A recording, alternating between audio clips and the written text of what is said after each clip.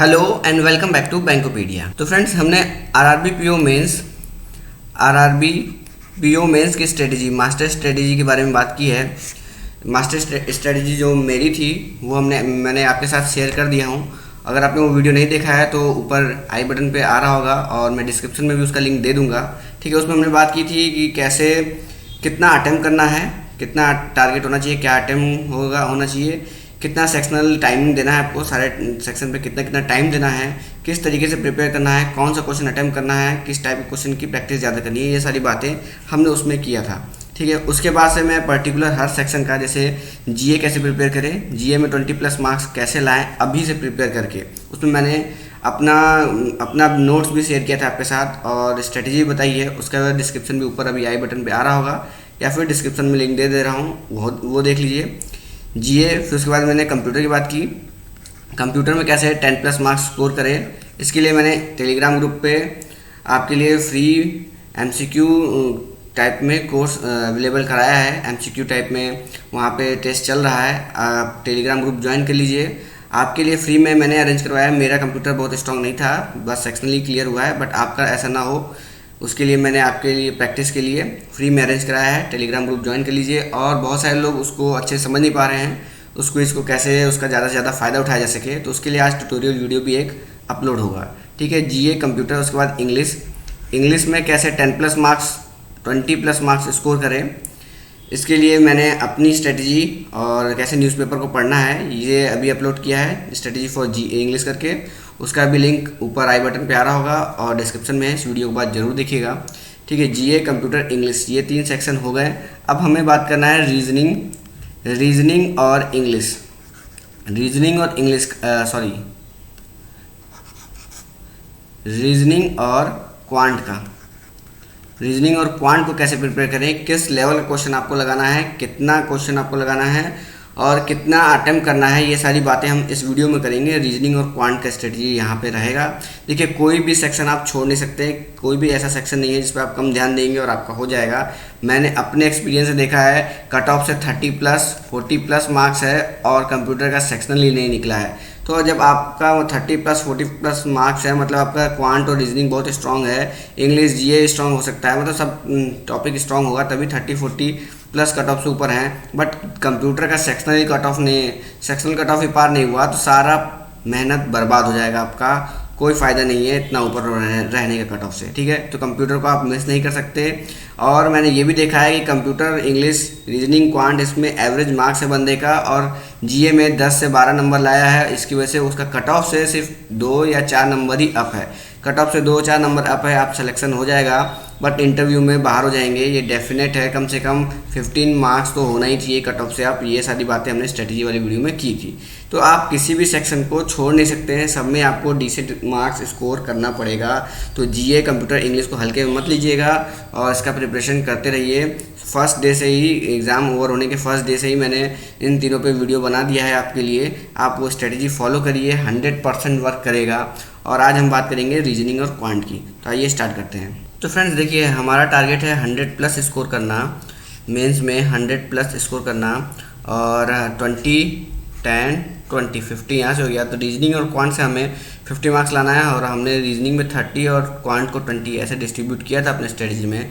तो ये जो यहाँ पे मार्क्स आए हैं, आप मेरा स्कोर कार्ड देख सकते हैं, इसी तरीके से मेरे मार्क्स वहाँ आए हैं। जीए में 22 10+, इंग्लिश में 27 समथिंग था। तो इस तरीके से, मतलब जैसे यहाँ पे डिस्ट्रीब्यूट हुआ है ऐसे ही वहाँ पे उभर के आया हुआ है, क्योंकि मैंने यही स्ट्रेटजी फॉलो की है और यही मैं आपको बता रहा हूँ। ठीक है, तो रीजनिंग और क्वांट, रीजनिंग को 30 और क्वांट में 20। अब देखिए, लेवल जो होगा रीजनिंग और क्वांट का लेवल, ये बिल्कुल भी प्री के जैसा नहीं होगा। फार मोर टफर देन प्री, बहुत हार्ड होने वाला है। प्री से अगर आप कंपेयर करेंगे तो बहुत ज़्यादा हार्ड होने वाला है। और अगर आप मेंस दिए हुए हैं 1-2 बार तो आपको लेवल पता होगा। ठीक है, तो हार्ड लेवल होने वाला है। अगर हम रीजनिंग की बात करें, पहले रीजनिंग को हार्ड सिर्फ एक तरीके से बनाया जा सकता है, वो है पजल से। पजल जितना ज़्यादा हार्ड हो सकता है, और कुछ भी नहीं। रीजनिंग को और कोई चीज़ टफ नहीं बना सकता, रीजनिंग को सिर्फ पजल ही हार्ड बना सकता है। बाकी इसके अलावा इसमें जो भी मिसलेनियस टॉपिक्स हैं, जैसे कि ब्लड रिलेशन हो गया, blood relation, distance and direction, और इनइक्वालिटी, सिलॉक्स, ये सारे जो ऑर्डर एंड रैंकिंग, ये सारे टॉपिक हार्ड नहीं बनाए जा सकते, इनको लेंदी बनाया जा सकता है, लेंदी बनाया जा सकता है बट हार्ड नहीं बना सकता। इनको कोडेड कर दिया जाएगा, कोडेड करके ये लेंदी हो जाएंगे बस। इसको इससे ज़्यादा हार्ड इसमें कुछ भी नहीं किया जा सकता है। बट पज़ल को बहुत हार्ड बनाया जा सकता है। पज़ल हार्ड आ जाती है तो रीजनिंग हार्ड हो जाता है, पज़ल मॉडरेट आता है तो रीजनिंग मॉडरेट हो जाता है। ठीक है, तो आपको क्या करना है, आपको डेली आपको 3 से 4 हार्ड लेवल का पज़ल लगाना है। 3 से 4 हार्ड लेवल का पज़ल लगाना है। टाइम का कोई इशू नहीं है, आप आराम से बस सॉल्व हो जाना चाहिए। स्टार्टिंग के 10-12 दिन में ऐसा टारगेट रखिए कि सॉल्व हो जाना चाहिए, फिर लास्ट के 10-12 दिन में वो उसमें स्पीड बनाइए। पहले सॉल्व करके देखिए कि सॉल्व हो रहा है कि नहीं, कितने टाइम लग रहा है आपको सॉल्व करने का। हार्ड लेवल के पज़ल 3 से 4, इससे ज़्यादा आपको सॉल्व नहीं करना है। इससे ज़्यादा आप सॉल्व भी नहीं कर पाएंगे, आपके पास इतना टाइम नहीं है, क्योंकि अब आपके पास जीए, कंप्यूटर, इंग्लिश ये भी पढ़ने को है। पहले प्री में था कि रीजनिंग और क्वांटिटी पढ़ना है, बट आपके पास अब एडिशनल टॉपिक्स हैं तो इनको भी टाइम देना है। तो 3 से 4 हार्ड लेवल के पज़ल डेली लगाइए और ये लगने चाहिए। ये टारगेट रखिए, सॉल्व करना है आपको, बिना सॉल्यूशन देखे आपको सॉल्व करना है। अब ये 3 से 4 पज़ल आपको कहाँ से मिलेंगे उसकी बात कर ले तो अड्डा 247 के ऐप पे डेली एक मेंस का क्विज़ आएगा, उसमें एक मेंस लेवल का पज़ल होगा। बहुत अच्छा पज़ल उस पर आता है। एक आप 15 मिनट का उसमें टाइम रहता है, 15 मिनट के टाइम में एक पज़ल होगा और बाकी मिसलेनियस क्वेश्चन होंगे। तो मिसलेनियस क्वेश्चन छोड़ दीजिए, कोशिश करिए कि 15 मिनट में आप ये वो पज़ल सॉल्व कर ले जाएँ। ठीक है, पज़ल को सॉल्व कर ले जाएँ 15 मिनट में, ये टारगेट रख के, क्योंकि टाइमर चलता रहेगा, आप सॉल्व करिएगा। ठीक, तो एक पज़ल तो आपको अड्डा से मिल जाएगा, एक पज़ल आपको ग्रेडअप ऐप से मिल जाएगा, ग्रेडअप ऐप से मिल जाएगा। 2 पज़ल आपको यहाँ से हो गए। बाकी आप अफेयर क्लाउड और बैंकर्स अड्डा, यहाँ पे वास्ट बहुत ज़्यादा अमाउंट में आपको पज़ल वहाँ अवेलेबल है। आप प्रैक्टिस करना चाहे तो वहाँ से मिल जाएगा। पज़ल की कोई दिक्कत नहीं है, आपको हाई लेवल के पज़ल बहुत ज़्यादा अमाउंट में अवेलेबल है, मिल जाएगा आपको। बट एक अड्डा पे जो है वो रिसेंट मतलब नए पैटर्न में पज़ल आते हैं, वो वहाँ पे आपको अवेलेबल हो जाएगा। एक ग्रेडर पे आपको अवेलेबल हो जाएगा। ये दोनों सोर्स से एक पज़ल डेली, और अफेयर क्लाउड से प्रीवियस ईयर के पेपर में जो आए हुए पज़ल हैं उसको कर लीजिए। ठीक है, 3 से 4 पज़ल हार्ड लेवल के आपको डेली करने ही पड़ेंगे। और वही मैं बता रहा हूँ, स्टार्टिंग के 10 डेज़ से 15 डेज़ में आप कोशिश करिए कि यार ये सॉल्व हो जाए। ऐसा जितना ज़्यादा टाइम लगे, कोई एक पज़ल है फंस जाए उसमें 1 घंटा लग जाए, लगने दीजिए, लेकिन वो सॉल्व हो जाना चाहिए आपसे। उसके बाद 10-15 दिन बाद जब आपकी प्रैक्टिस हो जाएगी, माइंड सेट हो जाएगा कि हार्ड लेवल का पज़ल लगाने का माइंड बन जाएगा, तो फिर आप उसमें टाइम रिड्यूस करना स्टार्ट करिएगा। ठीक है, स्टार्टिंग में पज़ल बनेंगे ही नहीं, ये मैं बता रहा हूँ, इसलिए अपने एक्सपीरियंस से बता रहा हूँ, इसलिए मैं बोल रहा हूँ 10 से 15 दिन बस सॉल्व हो जाए, इतना करिएगा, टाइम मत देखिएगा। ठीक है, बाकी जो मिसलेनियस टॉपिक हैं ये सारे, इसकी प्रैक्टिस आप करिए। मिसलेनियस टॉपिक इन सारे क्वेश्चंस की 10-10, सारे टॉपिक की 10 क्वेश्चन डेली लगाइए। इसमें देखिए शॉर्टकट्स बिल्कुल मत सीखिएगा, शॉर्टकट्स बिल्कुल भी नहीं, शॉर्टकट पे रिलाई नहीं करना है, एकदम नहीं करना है। आपको टाइम बचाना ही नहीं है। मेंस में इतना टाइम रहेगा कि मतलब बहुत ज़्यादा टाइम, सफिशिएंट अमाउंट में टाइम आपके पास मेंस में अवेलेबल होता है। आपको शॉर्टकट नहीं लगाना है, क्योंकि ये सारे इजी क्वेश्चन हैं। अगर इजी क्वेश्चन गलत हो गए ना तो फिर वो आपको पे करना पड़ेगा पेनल्टी। अगर इजी क्वेश्चन गलत हो गए, एक तो नंबर जाएगा, ऊपर से उसका नंबर गेन होना चाहिए, वो माइनस में चल जाएगा, तो बहुत ज़्यादा दुख देगा ये। ठीक है, तो आपको शॉर्टकट्स नहीं, बेसिक इसके सीखने हैं, बेसिक से इसको सॉल्व करना है, एकदम जैसे सॉल्व करते हैं। बस टाइम 1 मिनट से ज़्यादा नहीं लगना चाहिए आपको, 1 मिनट से ज़्यादा टाइम नहीं लगना चाहिए एक क्वेश्चन पे। इस लेवल की प्रैक्टिस होनी चाहिए और 10-10 क्वेश्चन लगाइए, बस इनसे रूबरू हो जाना चाहिए। सब आता है आपको, blood relation, distance relation, inequality, सिलॉक्स और रैंकिंग, ये सारी चीज़ें आपको आती हैं। ऐसा नहीं है कि कुछ भी नया है, इसमें कुछ भी नया नहीं है, सब आपको पता है। बस आपको प्रैक्टिस करते रहना है, इसको प्रैक्टिस में रखे रहना है। देखिए रीजनिंग और क्वांट आप पढ़ चुके हैं, सब नया कौन है, इंग्लिश है, कंप्यूटर है, जीए है, इन पे ज़्यादा फोकस रहना है, नहीं तो बाहर करा देंगे यही सब आपको। ठीक है, रीजनिंग क्वांट आप पढ़ चुके हैं, इनको बस प्रैक्टिस में रखना है। प्रैक्टिस में रखने के लिए इन सारे क्वेश्चन टॉपिक्स के 10-10 क्वेश्चन आपको लगाने हैं डेली विदाउट स्किपिंग, और 3 से 4 पजल डेली हार्ड लेवल का आपको लगाना है रीजनिंग के लिए। ये बहुत सफिशियंट है आपको एग्ज़ाम में 30 मार्क्स गेन कराने के लिए, इतना सफिशियंट है अगर आप पजल सॉल्व करने लग गए तो। यही बस एक यहाँ पे यही आपका वो रहेगा, कंडीशन रहेगा कि पज़ल सॉल्व करने आ गया, पज़ल सॉल्व करने लग गए तो आपके 30 मार्क्स आ जाएंगे। क्योंकि ये जो मिसलेनियस टॉपिक हैं ये ज़्यादा नहीं आएंगे, बहुत ज़्यादा मिसलेनियस टॉपिक नहीं आएंगे, तो ये 20 नंबर से ज़्यादा पूरा अगर आप मिसलेनियस सॉल्व कर लिए, रीजनिंग में जितना मिसलेनियस आया तो 20 नंबर से ज़्यादा आप नहीं ला पाएंगे। बाकी का 10 नंबर लाने के लिए आपको 2 पज़ल सॉल्व करना पड़ेगा एग्ज़ाम में, 2 पज़ल सॉल्व करना पड़ेगा। 2 पज़ल सॉल्व करने के लिए पज़ल पे कमांड होगा आपका, प्रैक्टिस होगा, तभी सॉल्व हो पाएगा। ठीक है, तो ये बात हो गई आपकी रीजनिंग की। रीजनिंग में ज़्यादा कुछ नहीं है, इतना ही है। रीजनिंग को टफ सिर्फ पज़ल ही बना सकता है। अब बात करेंगे क्वांट की, तो क्वांट के लिए क्या है, क्वांट के लिए आपको चाहिए बेसिक क्लियर होना चाहिए। बेसिक क्लियर करिए, 15 से 20 दिन में सारे टॉपिक्स के बेसिक क्लियर कर लीजिए। अभी तक मैं आपको बोल रहा था कि DI number series, simplification, quadratic ये पढ़ो। अब इनसे काम नहीं चलेगा, अब आपको सिर्फ DI की प्रैक्टिस करनी है, हाई लेवल की DI की प्रैक्टिस करनी है।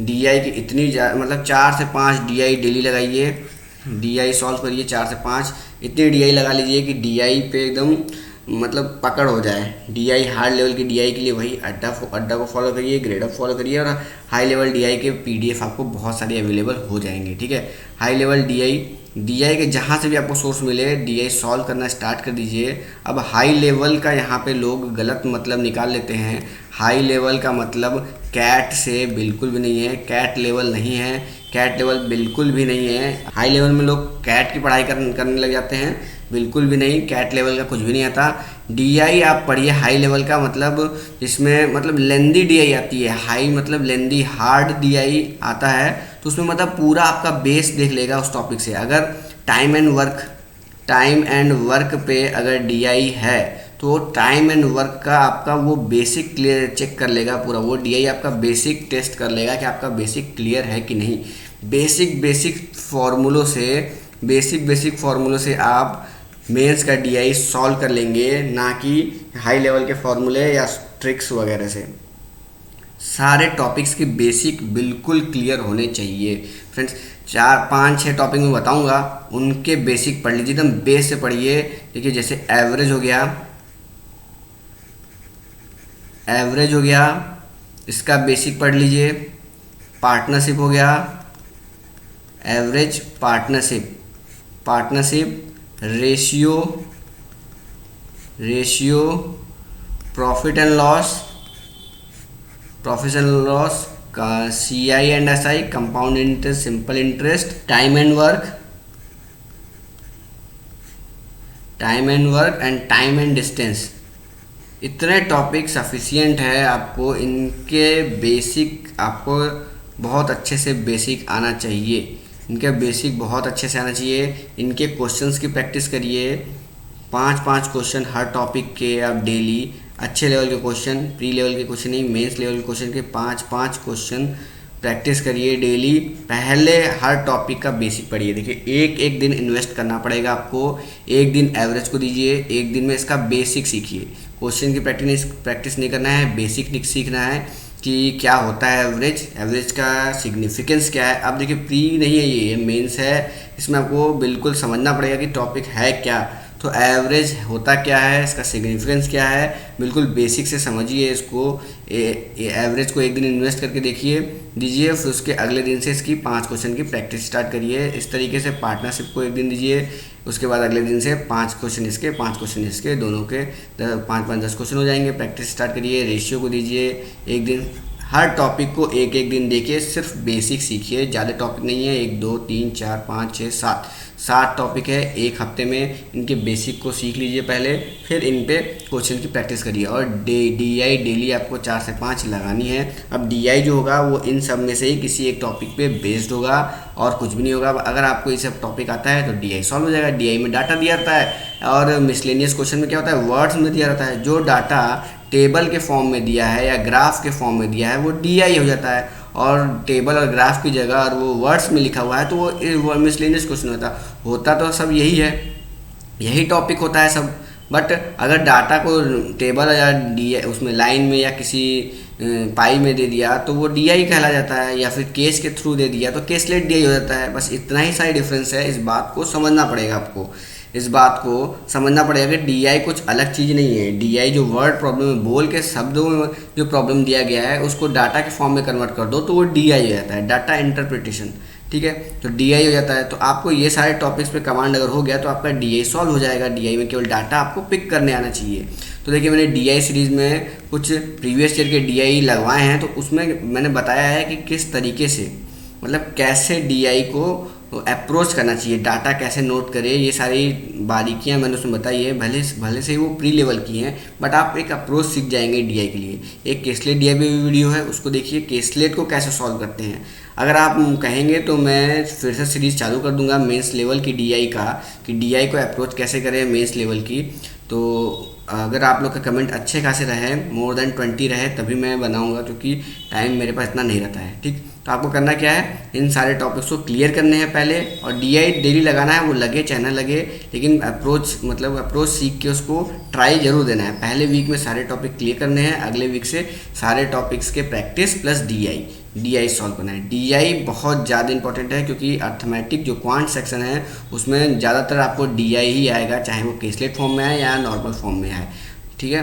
तो हमें इसका जो क्वांट का स्ट्रेटजी है उसमें क्या है, जितने भी मिसलेनियस क्वेश्चन आएंगे, 40 क्वेश्चन होगा, 40 में से अगर 15 क्वेश्चन भी मिसलेनियस के आ गए तो हमें उसमें से 10 क्वेश्चन सॉल्व करने हैं एनी हाउ हमें 10 क्वेश्चन सॉल्व करने हैं। अब ये 10 क्वेश्चन आप तभी सॉल्व कर पाएंगे अगर ये सातों टॉपिक के आपके बेसिक क्लियर होंगे। बेसिक क्लियर कर लीजिए, आराम से 10 क्वेश्चन आप 20 मिनट का टाइम देके भी 10 क्वेश्चन सॉल्व कर लेंगे। 10 क्वेश्चन सॉल्व करेंगे, 12.5 नंबर आ जाएगा।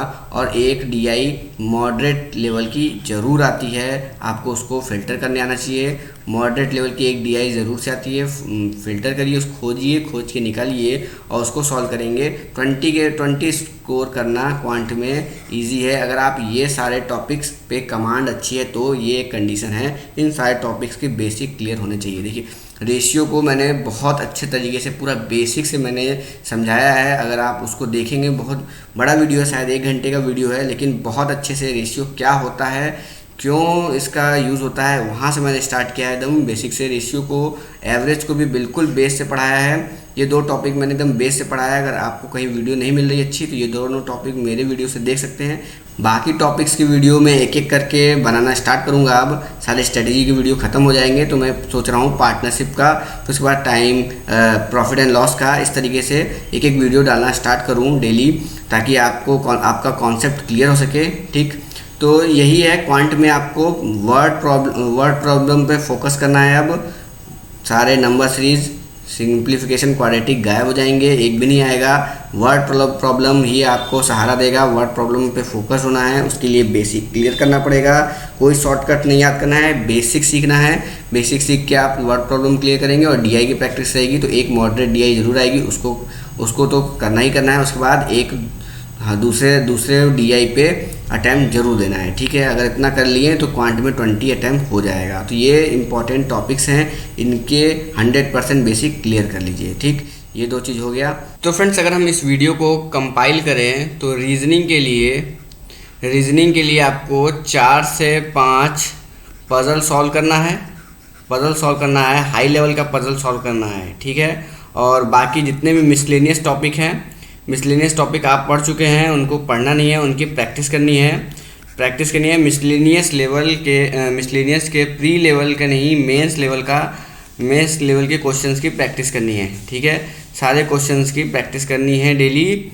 10 क्वेश्चन की प्रैक्टिस करिए सारे टॉपिक के, और 4 से 5 हाई लेवल का पजल सॉल्व करिए। उसके बाद से क्वांट के लिए हमें क्या करना है, क्वांट के लिए सारे टॉपिक्स, जितने भी सारे अर्थमेटिक के टॉपिक जो भी मैंने अभी ऊपर आपको बताए हैं, उनके बेसिक क्लियर करने हैं, और फिर उस पर मेंस लेवल के क्वेश्चन सॉल्व करने हैं। और डीआई डेली आपको 3 से 4 डीआई आपको डेली सॉल्व करना है हाई लेवल का। ये रहना चाहिए आपका शेड्यूल, क्योंकि अगर आपको मिसलेनियस पजल एग्ज़ाम में एक भी सॉल्व नहीं कर पाए, तो फिर बहुत मुश्किल होने वाली है। इसलिए पज़ल की प्रैक्टिस रेगुलर रखनी है, हाई लेवल का। और मिसलेनियस आपको 100% एक्यूरेसी के साथ सॉल्व करके आएंगे।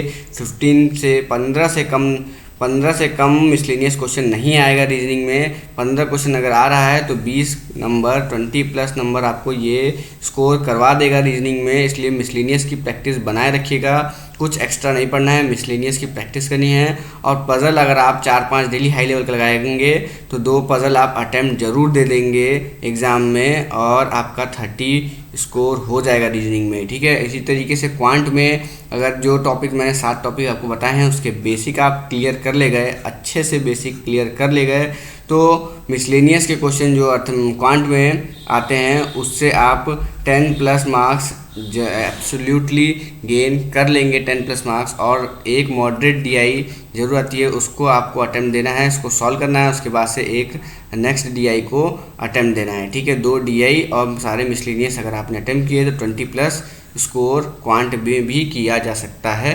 यही स्ट्रेटेजी रहेगी और इसी तरीके से आपको प्लान करना है अपने स्टडी को, ठीक है। और अगर मॉक टेस्ट की बात करें, मॉक टेस्ट डेली एक मेंस का मॉक स्टार्ट कर दीजिए आज से, बिना स्किप किए डेली एक मेंस का मॉक आपको देना है।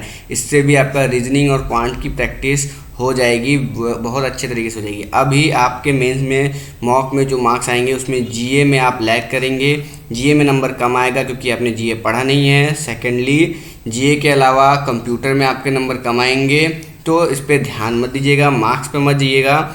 आप अभी से मेंस का मॉक्स देने से देखिए क्या क्या फ़ायदा होगा। फर्स्ट और मोस्ट इम्पॉर्टेंट फ़ायदा होगा कि आपको 2 घंटे एक बार में बैठने की प्रैक्टिस हो जाएगी, माइंड पे प्रेशर देने का प्रैक्टिस हो जाएगा। देखिए बहुत ज़रूरी है ये प्रैक्टिस में लाना, 2 घंटे लगातार बैठ के अलग अलग सेक्शन के क्वेश्चन को अटैम्प्ट करना ईजी नहीं है। अगर आपने प्रैक्टिस नहीं की तो मेन एग्ज़ाम में उबिया जाएंगे। 2 घंटे आपको बैठने की प्रैक्टिस देनी पड़ेगी, इसलिए आज से ही मॉक टेस्ट स्टार्ट कर दीजिए मेंस का। 2 घंटे बैठ के लगातार एग्ज़ाम देना।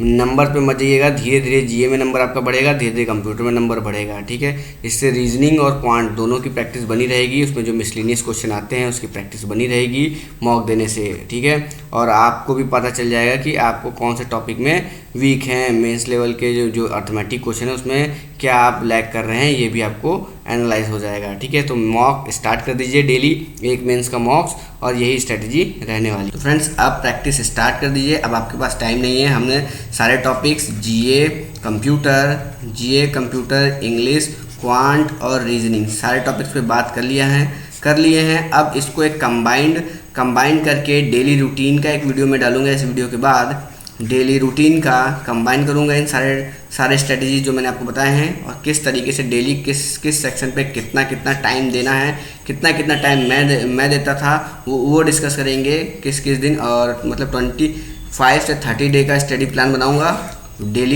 डेली किस टॉपिक को कितना देना है, किस तरीके से पढ़ना है, इस पर वीडियो बनाऊंगा, ठीक है। आई होप आपको वीडियो अच्छी लगी होगी। मिलते हैं नेक्स्ट वीडियो में। Thank you friends.